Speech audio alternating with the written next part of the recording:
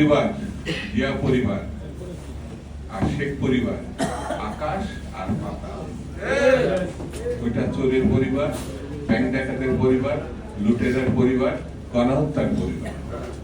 আরেকটি পরিবার হচ্ছে বাংলাদেশের স্বাধীনতা ঘোষণার পরিবার, লড়াইয়ের পরিবার, গণতন্ত্রের সপক্ষে জীবনকে উৎসর্গের পরিবার।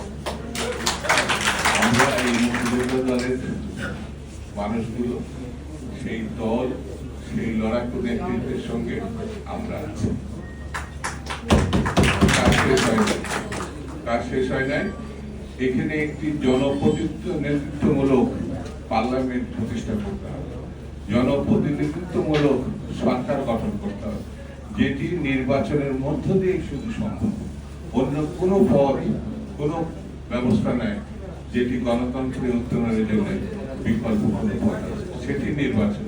আমি সেই নির্বাচন সরকারের, বর্তমান সরকারের মধ্য দিয়ে প্রতিষ্ঠা হবে এই প্রত্যাশা আমি করি, আমার দল করে।